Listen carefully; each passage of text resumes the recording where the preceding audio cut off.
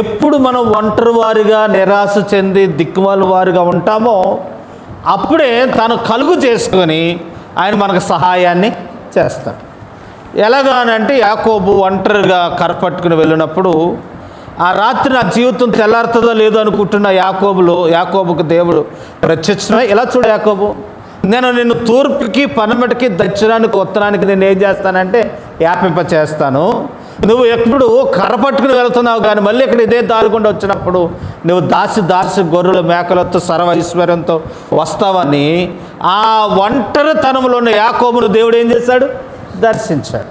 ఈయన కూడా నిరాశలో ఉన్న వారిని దేవుడు దర్శించి వారి దగ్గరికి వచ్చి అంటున్నాడు, ఏమైనా ఉన్నాయా అని అంటే, అయ్యా మేము రాత్రంతా ప్రయాసపడ్డాము కానీ ఒక చేప కూడా పడలేదండి అయినా అని చెప్పి బాధపడుతున్నప్పుడు యేసయ్య అన్నాడు, నన్ను మీ దోణిలోనికి ఎక్కనిస్తా అన్నాడు. ఎక్కడికంట? మీ పడవలోనికి దోణిలోనికి రండి బాబు ఎక్కండి అని అన్నాక యేసయ్య ఎక్కారు. ఎక్కిన తర్వాత అందులో కూర్చున్నారట. కూర్చున్న తర్వాత అప్పుడు యేసయ్య వచ్చారని ప్రజలందరూ సముద్ర వారిని ఉంటే కూర్చో ఆ దోణిలోని వారు బోధించాడట. బోధించిన తర్వాత అప్పుడు యేసయ్య అన్నారు, మీ దోణులను లోతుకి నడిపించిన తర్వాత అప్పుడు యేసయ్య అన్నారట, ఇప్పుడు వేయండి వలలు అని అన్నాక అప్పుడు వారంటారు, పేతురు అంటాడు, ప్రభువా మేము రాత్రంతా ప్రయాసపడ్డాం కానీ ఒక చేప కూడా పడలేదు అయినను నీ మాట చెప్పున వేస్తామన్నారు. నీ మాట చెప్పున వేస్తామని వేశారంటండి. మరి రాత్రంతా ఎక్కడ పోయినాయో చేపలని, ఎక్కడ దోకున్నాయో మరి యేసయ్య చెప్పినప్పుడు వారు వల వేసినప్పుడంట ఆ వల నిండా చేపలు పడిపోయినాయంట. ఎంతగా పడిపోయినాయి అంటే వారు వేసిన వల పిగిలిపోనంతగా పడిపోయినాయి. కాబట్టి ప్రియులారా అన్ని చేపలు వచ్చినాయంట. వారికి ఆశ్చర్యమైపోతూ ఉంది. ఎవరైనా కనుక మేము రాత్రంతా ప్రయాసపడిన చేపలు పట్టుకొని ఇంత సమృద్ధత మాకు ఉండినాను మేము ఒక చేప కూడా పట్టుకోలేకపోయాము. కనుక ఎవరైనా ఈయన చెప్పినప్పుడు వేసినప్పుడు విస్తారమైన చేపలు పడ్డాయని వారు ఆశ్చర్యపడిపోయినట్లుగా మనం చూస్తున్నాం. ఎవరైనా అనంటే సృష్టికర్త, ఎవరైనా అనంటే మానవులు కలుగు చేసిన దేవుడు, ఎవరైనా అనంటే కనుక సముద్రాలు కలుగు చేసిన వాడు, భూమిని కలుగు చేసిన వాడు, సర్వ సృష్టిని కలుగు చేసిన దేవుడు, చేపలు కలుగు చేసిన దేవుడు. యేసయ్య చెప్పుంటాడు చేపలతో, ఆ దరిపురకి వెళ్ళొద్దు అని చెప్పుంటాడు కదా. ఎవరికి? చేపలకి పేతురు పడవల దగ్గరికి వెళ్ళొద్దే అని చెప్పుంటాడు రాత్రి. కాబట్టి అందుకే ఆ దోణి సమీపంలోకి రాలేదు, ఆ వలలోనికి రాలేదు. ప్రియులారా ఆ యేసయ్య వేయమన్నప్పుడు చెప్పుంటాడు పడండి అని రాగానే ఆ చేపలు పడినాయి అంట. కాబట్టి ఈ వాక్యాన్ని బట్టి మనం అనుభవించుకుంటే కనుక ప్రియులారా మనకి ఎంత సమృద్ధత ఉన్నా, ఎంత జ్ఞానం ఉన్నా, ఎంత పనివారమైనా, ఎంత చేయగల సమృద్ధత ఉన్నా కానీ ఆయన లేకుండా మనం ఏ పని చేయలేం. అందుకే ఒకసారి ఇలా చెప్తాం, ఎలాగనంటే ఎన్ని సున్నాలున్నా దాని పక్కన ఏముండాలట? ఒకటి. లేకపోతే ఆ సున్నాలకి ఏముండదనంటే విలువ ఉండదు. కాబట్టి సున్నాలాంటి వారు మనం. కనుక ఎన్ని సున్నాలు వేయనివ్వండి, ఒక 100 సున్నాలు వేసినా దాని పక్కన అంకి లేకపోతే ఎలా విలువ లేదో మనం యేసయ్య లేకుండా ఎంత తెలివైన వారమైనా, ఎంత మనం సమృద్ధత కలిగిన వారమైనా, ఎంత గొప్పవారమైనా, ఎంత చదువుకున్నా, ఎంత పలుకుబడి ఉన్నా, ఎంతమంది తెలిసినా కానీ అవన్నీ సున్నాయే యేసయ్య లేకుండా. కాబట్టి ఈరోజు ప్రియులారా యేసయ్య దోణిలో కూర్చుని వలవేయమన్నప్పుడు వలవేయగా విస్తారమైన చేపలు పడినట్టుగానే ఆ రోజున్న ప్రభువే ఈరోజు ఉన్నాడు. ఈరోజు అడుగుతూ ఉన్నాడు ఏమనగా ఎన్నో ప్రయత్నాలు చేసి నిరాశ అయిపోయి ఏమీ సాధించలేక ఒక ఆమె ఇలా చెప్పింది. ఏం చెప్పిందంటే కోయిట వెళ్దామని అన్నీ చేయించుకుందంట. పాస్పోర్ట్ ఏజెంట్కి ఇచ్చేసింది, డబ్బులు కట్టేసింది, తర్వాత మెడికల్ మంచిగా వచ్చినాయి, అన్నీ బాగున్నాయి. ఇక వెళ్ళిపోదాం అనుకున్నప్పటికీ దేవుడు సహాయం చేయకపోతే ఎలా ఉంటుందో చెప్తున్నాను. వెళ్ళిపోదాం అనుకున్నప్పటికీ కరోనా వచ్చింది. వెళ్ళిపోదాం అన్నప్పుడు కరోనా వచ్చినప్పుడు ఏమైందనంటే విమానాలన్నీ రద్దు అయిపోయాయి. ఇంకా ఇది మళ్ళీ ఎప్పుడు తీరిందంటే 3 నెలలు 4 నెలల దాకా విమానాలు కదులుతున్నాయి కానీ అవతలకు వెళ్ళటానికి మనుషులు తీసుకుంటే ఎంత భయపడ్డారు. కాబట్టి నేను అంటున్న మాట ఏంటనంటే దేవుని సహాయం లేకుండా పాస్పోర్ట్ ఉండొచ్చు ఈ సందర్భాన్ని బట్టి, పాస్పోర్ట్ ఉండొచ్చు, డబ్బులు ఉండొచ్చు, ఆరోగ్యం మంచిగా ఉండొచ్చేమో, కానీ దేవుడు సహాయం చేయకపోతే వెళ్ళలేం. కాబట్టి ప్రియులారా, ఇక్కడ మనం చదువుతున్నాం ఏంటంటే వారు రాత్రంతా ప్రయాసపడ్డారంట, కానీ ఒక చేప కూడా పడలేదు. మరి ఎప్పుడు పడ్డాయి అని అంటే ఇక్కడ కొన్ని మాటలు మీకు జ్ఞాపకం చేస్తాను, చూడండి.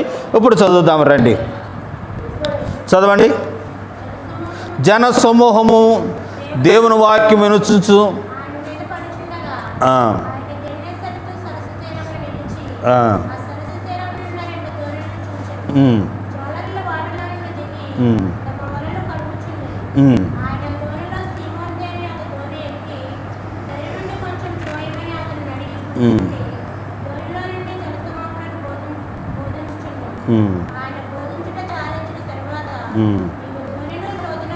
మీ దోణులను ఎక్కడ నడిపించండి?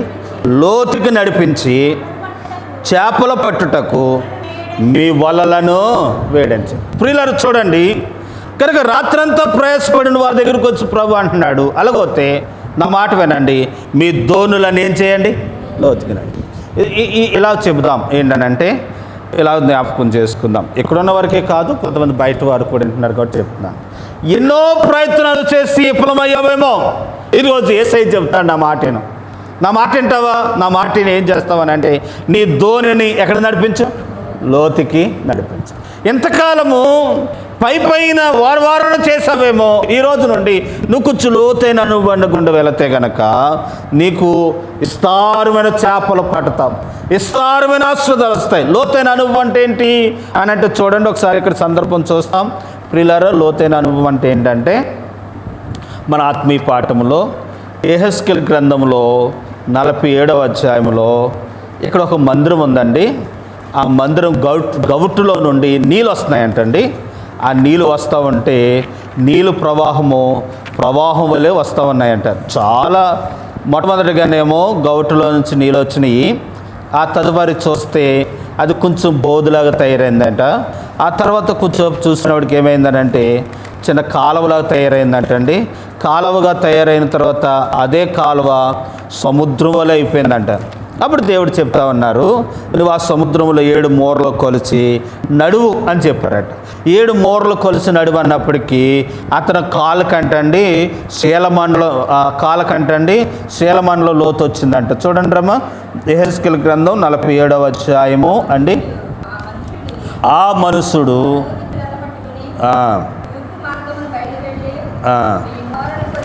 7 మూరలు కొలిసి నడిపింపగా, ఏ లోతు వచ్చిందంట? శీలమండలం అంటే పాదాలన్నమాట. కనుక ఆ నీటిలో 1000 మూరలు కొలిసి నడిచినప్పటికీ ఆ పాదాల లోతు వచ్చిందంట.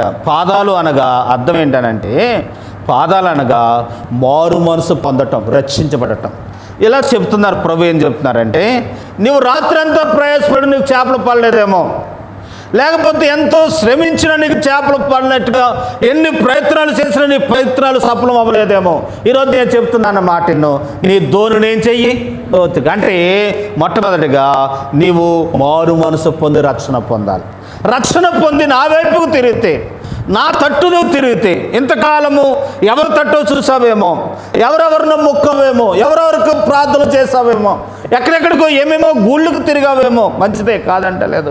కానీ ఈరోజు నా తట్టు తిరిగితే, ఇదిగో నా తట్టు తిరిగి నువ్వు రక్షణ పొందితే నేను నీ ప్రయత్నాలు ఏం చేస్తానంటే సఫలము చేస్తాను. ఒకటి శీలమండలం లోతుకి వెళ్ళాడట.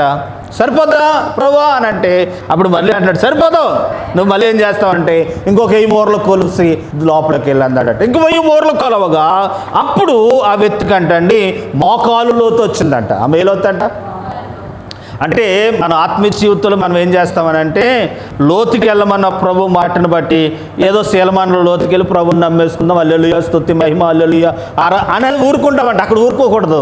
అక్కడి నుండి మన ఆత్మీయ జీవితాన్ని ఏం చేయాలి? లోతుగా. చాలామంది చూడండి మరియమ్మ గుళ్ళకి ఆయా గుళ్ళకి వెళతారు. వారు ఆత్మీయ జీవితం ఎక్కడి దాకా ఉంటుంది అని అంటే ఆ గుళ్ళకి వెళ్ళే వారికే. కానీ దేవుడు అది కోరుకుంటలేదు. నీ విస్తారమైన చేపలు పట్టేవారుగా, విస్తారమైన ఆశీర్వాదాలు, నీ ప్రయత్నాలు దేవుడు సఫలం చేయాలని అంటే రక్షించబడి దేవుని సన్నిధికి వచ్చిన నీవు అక్కడ లోతుకి వెళ్ళినట్లుగా మోకాలు లోతుకి రావాలి. అంటే ఆయన సన్నిధానంలో ప్రార్థన చేయాలి. ప్రార్థన చేసిన వారి విషయాల్లో దేవుడు ఏ మేలు చెయ్యక మానడు. ప్రియులారా, మన ఎవరికో నేను చెప్పాను గృహాలు దర్శించినప్పుడు, అమ్మా ఏదైనా సరే మర్చిపోతామేమో కానీ నెరవేరదో కానీ మన ప్రార్థన మాత్రం ఏదో ఒక రోజున నెరవేరు. ఇప్పుడు మా అమ్మ ఉందండి, మా అమ్మకి 75 సంవత్సరాలు వచ్చేసినాయి. ఇక మా ఇంటికి కొన్ని సంవత్సరాలు బతుకుతుందేమో. ఆ తర్వాత నేను కొంతకాలం చనిపోతాం, ఆ తర్వాత చనిపోతాం. కానీ నేను అంటున్న మాట ఏంటంటే, మా అమ్మ ఏ ప్రార్థనతో చేసిందో, నేను ఏ ప్రార్థనతో చేశానో, మేము చనిపోయినా ఆ ప్రార్థన మాత్రం నెరవేరుతుంది. ఎందుకనంటే ప్రియులారా, సొలొమోను ప్రార్థన చేశాడు ఏమనంటే, దేవా మేము తప్పు చేసి నీ తట్టు మేము తిరిగినప్పుడు నువ్వు మా పాపములు క్షమించి మమ్మల్ని కరుణించి మమ్మల్ని క్షమించిన ఆయన అని ప్రార్థన చేశాడు. ఎవరు? సొలొమోను. నేను చేస్తానన్నాడు. అప్పుడు చేసిన ఆ ప్రార్థన దానియేలు దినాలలో దానియేలు దేవాలయపు తట్టు తిరిగి కిటికీ తలుపులు తెసి ప్రార్థన చేశాడు. దేవా మేము బబులోనులో చెరలో ఉన్నాం, ఇదిగో మా దైవజనుడు ఒక ఆయన ఇలా ప్రార్థన చేస్తాడు కదేమని అని అంటే, మేము కష్టాల్లో ఉన్నప్పుడు మా పాపాలు ఒప్పుకుని తట్టు తిరిగితే, నీ దేవాలయం తట్టు తిరిగితే మా పాపములు క్షమించి మమ్మల్ని కరుణిస్తానన్నావు కదా, అలాగే నీ తట్టు తిరుగుతున్నాం, నీవు మాకు సహాయాన్ని చేయమన్న ప్రార్థన విని బబులోను దేశంలో ఉన్న దానియేలు తన జనాంగాన్ని దేవుడు బయటికి తీసుకుని వచ్చాడు. ఇప్పుడు నేను అంటున్న మాట ఏంటంటే, ఎప్పుడో సొలొమోను చేసిన ప్రార్థన, అప్పుడు దేవుడు చేసిన వాగ్దానాన్ని దానియేలు దినాలలో కూడా దేవుడు నెరవేర్చాడు. ఇలా అంటున్నాను అంటే మనం చచ్చిపోతామని కాదు, ఇప్పుడు చచ్చిపోమని కాదు. నేను అనేది ఏంటంటే, మనం చేసిన ప్రార్థన, మా నాన్నగారు చేసిన ఆ ప్రార్థనలు నేటికి ఏమవుతున్నాయి అని అంటే నెరవేరుతా ఉన్నాయి. మన తర్వాత మన పిల్లలకు నెరవేరాలి. కాబట్టి నేను ఎలా అంటున్నాను, మనము రక్షించబడటమే కాదు, ఏదో గుడికొస్తాము వెళ్ళిపోతామే కాదు, మన అనుభవం ఎక్కడికి వెళ్ళాలనంటే మోకాళ్ళ అనుభవంలోనికి మనం వెళ్ళాలి. ఎప్పుడైతే మోకరించి ప్రార్థన చేస్తామో దేవుడు అద్భుత కార్యాలు దేవుడు చేస్తాడు. ఇంకొక సందర్భం చూపిస్తాను చూడండి. దానియేలు గ్రంథంలో మనం చూస్తే అండి, దానియేలును పట్టుకొని సింహం బోనులో వేశారట. దానియేలు కంటే రోజుకి 3 సార్లు ప్రార్థన చేస్తాడట, ముమ్మారు చేస్తాడట. ప్రార్థన చేస్తూ ఉంటుంటే అతని మీద నింద మోపాలని చూశారట. మనుషులండి నింద వేయాలనుకునే వారు ఏదో రకంగా చూస్తూ ఉంటారండి. గజోపాల పని అదే, ఏమేయటానికి? నింద వేయటానికి. కాబట్టి దానియేలు మీద కూడా నింద వేయాలని ప్రయత్నం చేస్తూ ఉంటుండగా 6వ అధ్యాయం చూడండి, దానియేలు గ్రంథం 6వ అధ్యాయం. దానియేలుకున్న అలవాటు ఏంటనంటే, దేవుడైన యెహోవాకు తప్పు మరి ఎవరికి ప్రార్థన చేయని వాడు గనక ప్రార్థన చేశాడు అని నింద వేసి అతను పట్టుకుని మనం సింహం బోన్లో వేసేయచ్చు అనుకున్నారట. కానీ నిజంగా పట్టుకున్నారట. చూడండి 6వ అధ్యాయము 10వ వచనం. ఇట్లా శాసనం సంతకం చేయబడిన దానియేలుకు తెలుసుకొని అతడు తన ఇంటి వెళ్ళి యథాప్రకారముగా అనుదినము ముమ్మారు మోకాలుని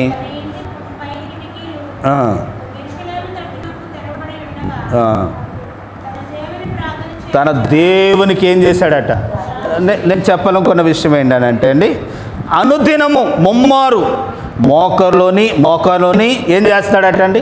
ప్రార్థన చేస్తాడు. ఇప్పుడు ఈ సందర్భం చదువుతున్న ఈ సందర్భం వచ్చినవాడికి దానియేలు సామాన్యుడు మనుషుడు కాదు. ఈ సందర్భం వచ్చినవాడికి ప్రధానమంత్రి స్థానంలో ఉన్నాడు, ఒక అధికారి స్థానంలో ఉన్నాడు. అధికారి స్థానంలో ఉన్న వ్యక్తి రోజుకి ఏం చేస్తున్నాడట? ముమ్మారు. అదేని ఎలా చేస్తున్నాడట? మోకరించి ప్రార్థన చేస్తాం. అందుకే ఏమైంది తెలుసండి, దానియేలు సింహం బోన్లో వేసినప్పుడంట, ప్రియులారు చూద్దాం చూడండి. దానియేలు సింహం బోన్లో వేసినప్పుడు అండి, దానియేలుకు ఉన్న అలవాటు ఏంటంటే, ఆ సింహం బోనులో పడతమే దానియేలు ఏం చేశాడనంటే మోకరించాడట. మోకరించినప్పుడు దేవుడు చేసిన మేలేంటి తెలుసా అండి, దానియేలు మోకరించాడు గనక సింహాలు అతను ఎదుట ఏమైనాయనంటే మోకరించినాయి. చదువుదాం చూడండి. ఇదే 6వ అధ్యాయంలోనే 6వ అధ్యాయంలోని 20 వచనం. అతడు గృహమున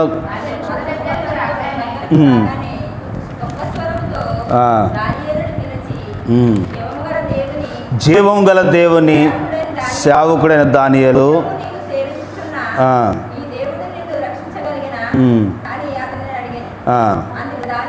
అందుకు దానియేలు, రాజు చిరకాలము జీవించును గాక,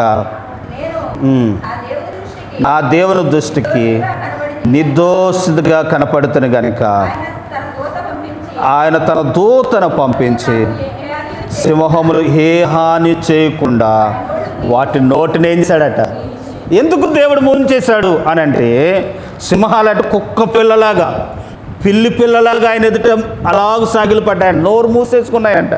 ఎందుకనంటే దానియేలుకు ఒక అలవాటు ఉంది. ఏంటనంటే అతడు దేవుని ఎదుట మోకరించే అలవాటు. కాబట్టి ఈరోజు దేవుని వాక్యం ఉన్న దేవుని బిడ్డలారా, మనము కూడా లోతైన అనుభవాల్లోకి వెళుతున్న మనము ఏదో వస్తున్నాం వెళ్ళిపోతామా కాదు, కానీ కొంచెంసేపు ప్రార్థన చేసుకుని మోకరించి ఆయన సన్నిధానంలో కన్నీరు కార్చి వెళితే ఈ కన్నీరు ప్రార్థన దేవుడు మన కుటుంబానికి ఎంతో ఆశీర్వాదకరంగా ఉంచుతాడు. అందుకే తీయొద్దులండి. ఏబు గ్రంథంలో 1వ అధ్యాయంలో అంటాడు, ఏబు ఇంటి చుట్టూరు దేవుడు ఏం వేశాడటండి?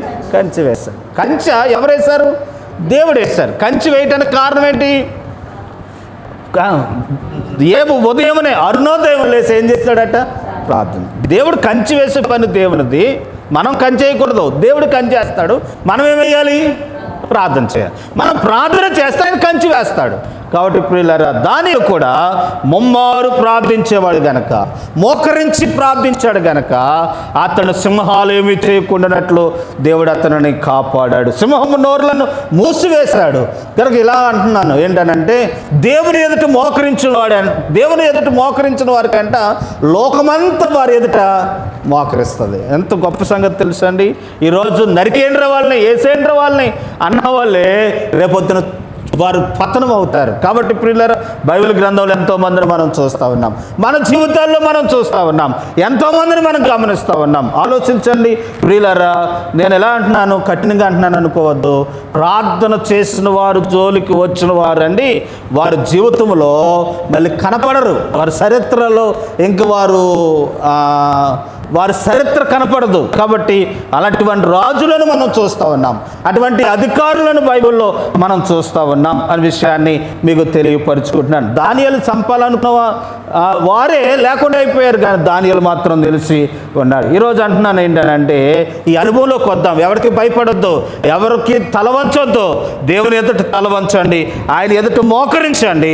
దేవుడే సమస్తం ఎదుట మోకరింప చేస్తాడు. రండి మన పాఠంలోకి వచ్చేద్దాం. కాబట్టి వారు ఏం చేశారట, మీ దోణులను లోతుకి నడిపించండి అన్నాడు. అప్పుడు లోతుకి నడిపించిన తర్వాత అప్పుడు యేసయ్య రెండో మాట అంటున్నారు. ఏమంటున్నారంటే, అట్లయితే మీ దోణులకు కుడి పక్కన వల వేయండి అన్నారు. అట్లతో పని చేయండి. మీ కుడి పక్కన ఉన్న ఆ దోణులకు కుడి పక్కన ఉన్న మీ దోణులకు కుడి పక్కన వల వేయమన్నప్పుడు వారు వల వేయగా, ప్రియులారా ఒక మాట అంటాడు పేతురు. ఏమంటాడంటే, ప్రభువా మేము రాత్రంతా ప్రయాసపడ్డాం, అయినను నీ మాట చెప్పున మేము వల వేస్తామని వేస్తారట. ఎవరి మాట చెప్పున?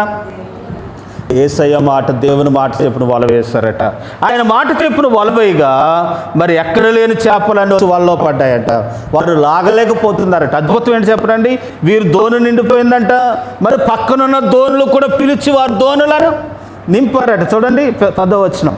అలాగుని సీమోనుతో కూడా పాలివారైన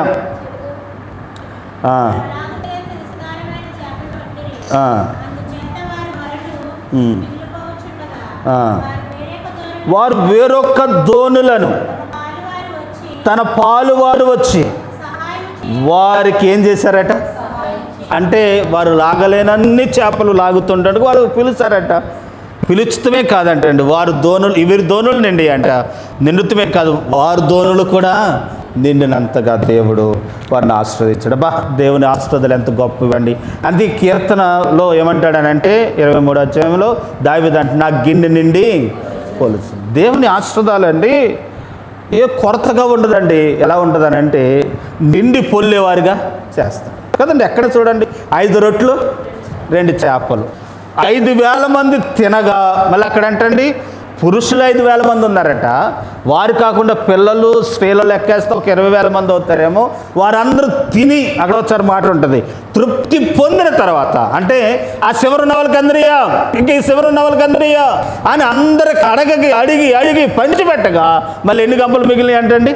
12 గంపలు మిగిలినాయండి. కాబట్టి దేవుని ఆశీర్వాదం ఎలా ఉంటుందని అంటే అండి, ఏదో కొరతగా, ఏదో కుతుక్కుగా ఉండదు, సమృద్ధిగా దేవుడు మనకిస్తాడు అనే విషయాన్ని ఎప్పుడు ఇస్తాడు అని అంటే, ఎప్పుడు వారికి చేపలు పడినాయి అని అంటే ఆయన మాట చెప్పున చేసినప్పుడు, ఆయన మాట చెప్పును వల వేసినప్పుడు, అయ్యా నీ మాట చెప్పున మేము రాత్రంతా ప్రయాసపడ్డాం, అయినాను నీ మాట చెప్పును వల వేస్తున్నామని వలవేయగా, ఆయన మాట చెప్పున ప్రయత్నం చేయగా దేవుడు కార్యాన్ని చేశాడు. ఒక సేవకుడు అప్పులు చేసి చచ్చిపోయారట. బైబిల్లో ఉన్నమాట సందర్భం. అప్పు చేసి చనిపోతే అప్పు వారు వచ్చి పాస్టర్ గారి పిల్లల్ని ఈడ్చుకుని తీసుకుపోతున్నారు. అప్పుడు అన్నారు, ఆవిడ అంది, అయ్యా ఉన్నాడు బాబు 2 రోజులు ఆగండి అని అంటే, కుదరదమ్మాయి, మాకు అప్పు తీరుస్తావా లేదా పిల్లల్ని తీసుకుని మేము పాలితనం పెట్టుకోమా అని అంటే, అప్పుడు ఆమె ఏం చేసిందని అంటే పాస్టర్ గారి దగ్గరికి, పెద్ద పాస్టర్ గారి దగ్గరికి వచ్చింది. ఆ పెద్ద పాస్టర్ గారు ఎలీసా, అయ్యగారండి ఆవిడ ఎందుకు వచ్చిందని అంటే, అప్పుకి ఏదో కొంత వడ్డీ అని ఇస్తాడేమో కడదాం అన్నట్టుగా వచ్చింది. అయ్యగారండి మరి మా ఆయన గారు మీతో సేవలో తిరగటం మీకు తెలుసు కదండి, మరి ఆయన చనిపోయాక అప్పు చేసి చనిపోయారు, అప్పు అలాగే ఉండిపోయింది, అప్పు వారు వచ్చి మమ్మల్ని తీసుకుపోతున్నారు మా పిల్లల్ని, మరి ఏమైనా కొంత అప్పు కట్టుకుంటానికి వడ్డీ అయినా కొంచెం ఇవ్వండి అన్నట్టుగా మాట్లాడుతున్నాడు. అప్పుడు ఆయన అన్నాడు, మీ ఇంట్లో ఏముందమ్మా అన్నాడట. మీ ఇంట్లో ఏముందని అంటే, అప్పుడు ఆవిడ అంది, మా ఇంట్లో నూనె కుండ తప్ప ఏదియో. అప్పుడు ఆయన అన్నాడు, అలాగొత్తి వెళ్ళి ఇగో నీ చుట్టుపక్కల ఉన్న కొండలన్నీ పోజేసుకొచ్చి ఇంట్లో పెట్టుకొని, నీవు నీ పిల్లలు తలుపేసుకొని ఆ ప్రార్థన చేసి ఆ నూనె కుండతో ఒట్టు కొండలు ఏమో తెచ్చారు, ఆ కొండలన్నింటిలో పోయిండి అని చెప్పాడు. దేవుని అద్భుతం చూడండి. కొండ నిండు కొండలాగా ఉందట. అందుట్లోంచి పోస్తున్న కొండలు అన్నీ కూడా ఏమైపోయినాయంటే నిండిపోయాయి. కాబట్టి చూద్దామా, ఆ మాట కూడా చదవండి. రాజుల గ్రంథము 6వ అధ్యాయంలో, రెండవ రాజులు 6వ అధ్యాయము. ఎందుకు నిండిపోయినాయి అని చెప్పడానికి ఇదంతా చెప్తున్నాను. ఎందుకు నిండినాయి అని అంటే 6వ అధ్యాయంలో చూడండి రమ్మ, 4వ అధ్యాయం, 4వ అధ్యాయంలో అండి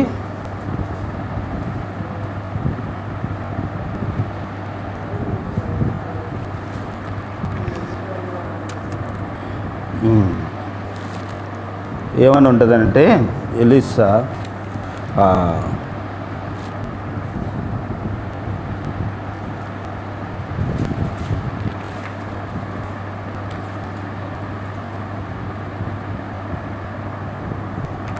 అమ్మ ఇక్కడ ఉంటుంది ఈ అధ్యాయంలో. కాబట్టి ప్రియులారా, ఆ కుండలన్నీ నిండిపోయినాయి అంటారు. చెప్పురమ్మా. 4:6 పాత్రలన్నీ నిండిన తర్వాత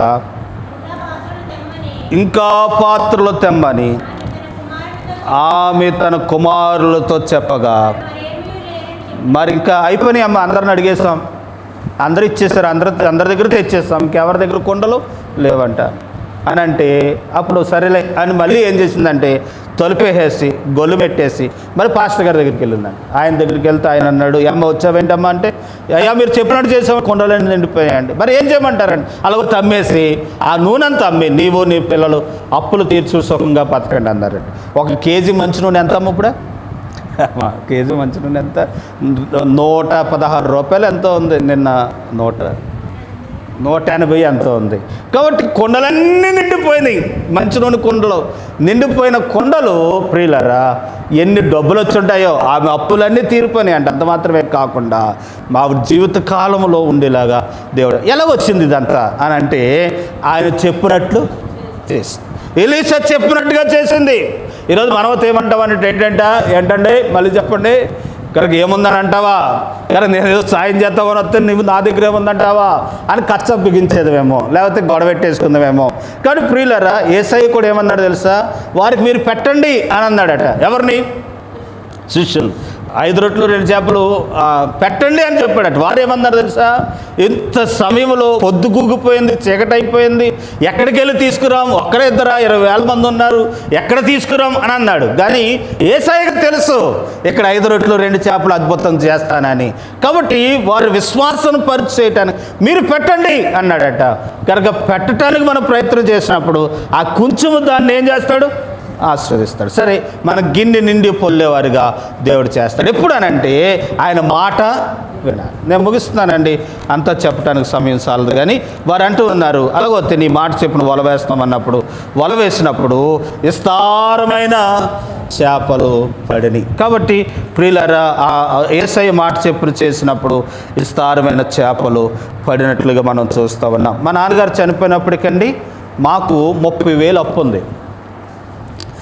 ఒక 30 సంవత్సరాల క్రితం 30,000 అప్పు ఉందన్నమాట మా నాన్నగారు చనిపోయాడు. అది ఏలియా గారికి తెలుసు, డేవిడ్కి తెలుసు. డేవిడ్ అంటే మా మేనమామ గారికి తెలుసు. వారికి అప్పు వడ్డీలు కడతా ఉండేవారు. సరే, ఆ టైంలోనే ఇంకా మా నాన్నగారు రేపు ఇంకా 2 రోజుల్లో చనిపోతారనగా మరి ఏం బుద్ధి పుట్టింది ఆయనకి నన్ను మా అక్కకి అప్పు చెప్పేశాడు, మా పెద్ద అక్కకి.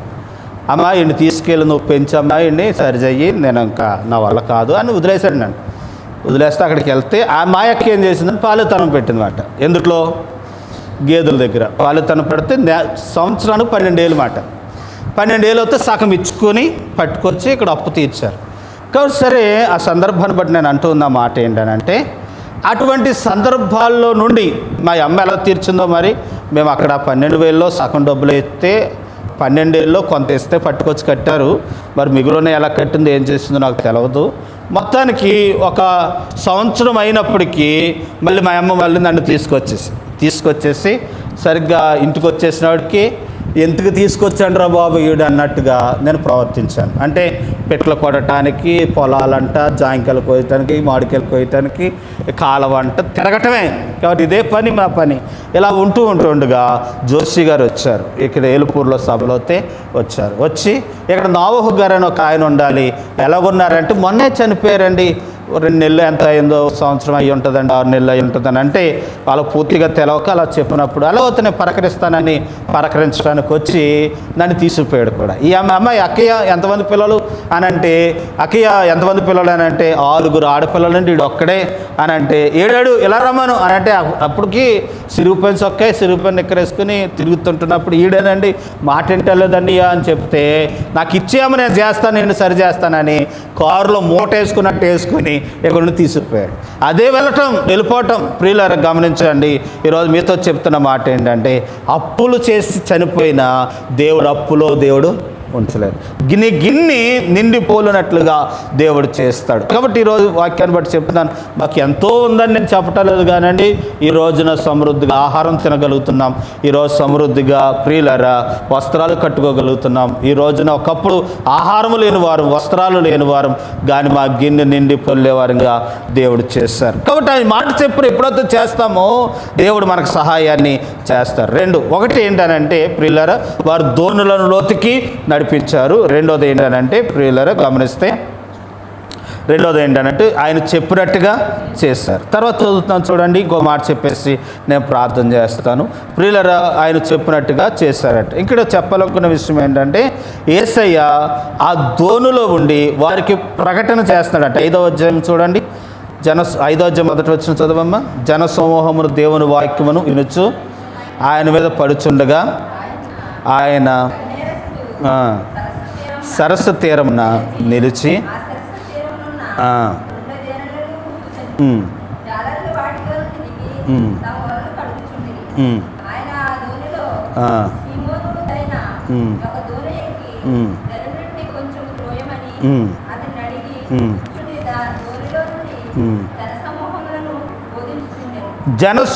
దోణిలో ఉండి జనసమూహమునకు ఏం చేస్తున్నాడు? ఈ మాట పట్టుకోవాలి. దేవుడు విస్తారంగా వారిని ఆస్వాదించడానికి ఆ దోణిలో ఉన్నారు యేసయ్య. కనుక దోణి అనగా సముద్రం అనగా ఈ లోకము, దోణి అనగా మనమే. ఈ లోకానికి ఆ దోణిలో నుండి బోధించినట్టుగా ఇప్పుడు నీలో ఉండి ఆయన ఏం చేస్తాడు? బోధిస్తాడు. ఈ మాట క్యాచ్ చేయండి. ఎందుకు దేవుడు మనల్ని ఆస్వాదించాడు అని అంటే, మనలో ఉండి మనలో ఉండి ఆయన బోధించడానికి మనల్ని ఏం చేశాడు? ఆస్వాదించాడు. మీకు అర్థమయ్యే రీతిలో చెప్తాను. ఇప్పుడు చూడండి, దారంట ఓ పనికిమాలాడు అంటే తాగేసి తిరుగుతూ వెళుతున్నాడు అనుకోండి, ఆయన మాట ఎవరైనా వింటారా? వినరు. కానీ వినాలంటే ఆ వ్యక్తి ఓ స్థాయిలో ఉంటే ఆ వ్యక్తి మాట వింటారు. అట్టిగాని దేవుడు ఒక స్థాయిలోనికి తీసుకొచ్చాడంటే కారణం ఏంటో తెలుసా? నీలో ఉండి బోధించడానికి. నేను ఇలాగ అంటున్నాను, కానీ అవనస్తులకి ఈ మాట చెప్పండి ఏంటనంటే, ప్రియులారా, ఇప్పుడు అంతా ఉద్యోగాలు ఎక్కడెక్కడ వస్తలేదు. గుజరాత్, బొంబాయి, ఎవరమ్మా బెంగళూరులు, లేకపోతే వేరే వేరే రాష్ట్రాలు, వేరే వేరే ప్రాంతాలకు వస్తున్నాయి. అక్కడ పంపిస్తున్నారు అని అంటే కారణం ఏంటి తెలుసా? అక్కడ నీలో ఉండి ఆయన ఏం చేయాలని? బోధించాలి. అక్కడ మాదిరిగా ఉండాలి. ఆ ప్రాంత ప్రజలకు రక్షణ కలిగించడానికే దేవుడిని అక్కడ పంపించాడు మాట.